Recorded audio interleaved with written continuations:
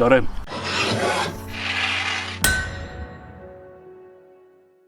Hi, it's Todd at Todd's Workshop and Todd Cutler here, and I'm back with my Colletiere-a-Charvanes Dark Ages crossbow. I'm also back here at Kentwell Hall, just around the back of the house at the fish pond. Amazing place, go visit it. A quick background to the bow. It was found in an archaeological dig in the 20th century, but it actually dates from the 11th century from a stilt village in southern France around the shores of a lake. Now, it's an interesting bow because it's quite clearly very basic. It's just made from wood.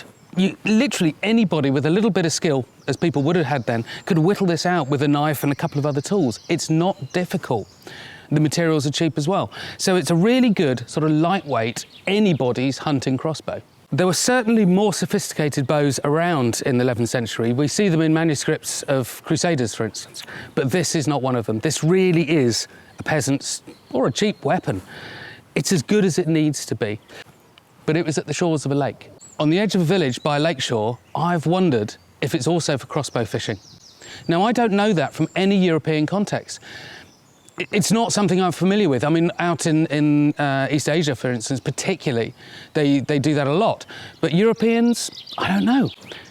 But if you owned this bow and you're the side of a lake 1,000 years ago, you would go fishing with it. I would swear on that.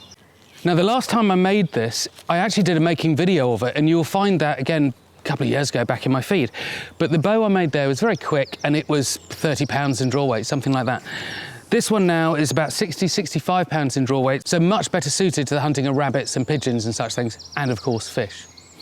So I've got 3 bolt types here, and 2 of them I think reflect very well what this bow is about, which is cheap, low cost.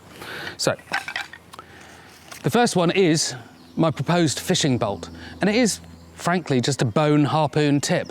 So the material and the form is very typical of lakeshore and seashore peoples. So I've just twinned that up with this bow here.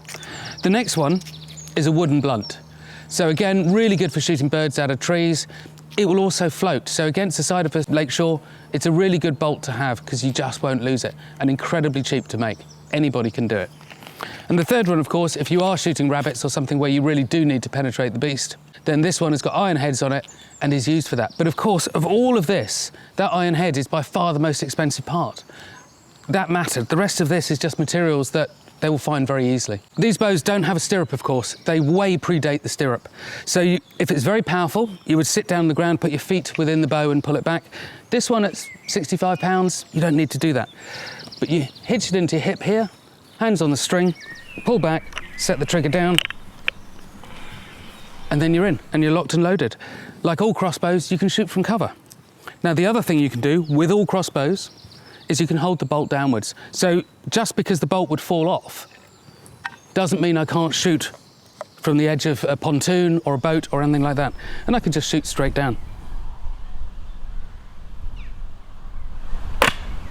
Before we go on, if you want to help support the channel, buy the merch, visit the site. It really does help. Now, to talk you through the various parts of the bow, but you've got a wooden stock here, and then the trigger itself is from the crook of a branch, and it's actually boxwood this, so it's very dense, very hard, and the grain runs as the trigger shape is. And that means you have a very strong trigger, even if it sort of catches in the groove a bit. And that just simply pushes the string out of the notch here and over the top. Then here you've got a hemp cord and just a pair of wedges here which push directly down onto the bow, pushing it into the socket. So it's a very straightforward system. The crossbow string itself is just a linen string, standard kind of crossbow string construction, and that's it. So it really is, well, you could do it with a knife or a draw knife or an axe, something like that, or even just a bushcraft knife. The only interesting bit, the only difficult bit is going to be carving out the slot for the trigger there. But that would just take a bit of time if you haven't got a chisel. When it comes to loading the bow, hands on the string, and you pull back and you flick the trigger down, so that way the trigger is just in the position to accept the string.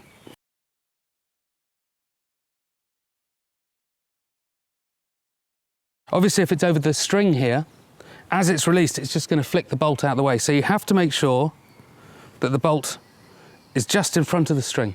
If you think it might move, if you're going through cover, if you're moving around, pop your thumb on the bottom of it. If you're shooting downwards, pop your thumb on the bottom.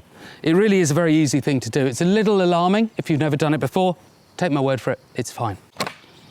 This bow here is 60 pounds in weight. So it's not enormously powerful. It's got a 10 inch, a 25 centimetre draw length. So the energy it delivers is not very much. So I've gone for relatively lightweight bolts for small game. You could probably go for a heavier bow. It would work up to a point. I would think the trigger will cause a problem sooner or later, but maybe 100 pounds, 110. But what is a really useful aspect of the crossbow is you can load it and leave it loaded and wait. Wait for your fish to come past, wait for your bunny to sit up and have a look around, wait for your pigeon to land. You can't do that with a longbow, so you can be ready to shoot. So that's, although it's not as powerful as a hand bow, it is probably more accurate, and it is, in the hunting context, very versatile. You can shoot it from cover as well. Got him. So all in all, it's light, it's cheap, it's easy to make, it's pretty versatile, easy to use. It's a great little hunting weapon. It really is. You're going to take down stag with this thing? No, you're not. But I don't think that's what it was ever for. So coming back full circle again, blunts, we all know they use those. Iron heads, well, they definitely had them. Harpoon tips, I think they probably would have done. If you're seeing that resource down there and you've got a bow in your hand, you're going to have a go at it. But anyway, thank you very much. Catch the earlier build video. We'll see you again sometime. Thanks.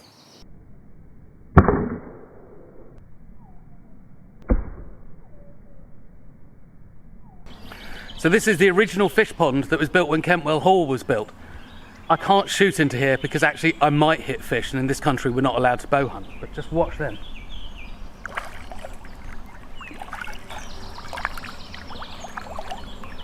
There's hundreds, thousands of them.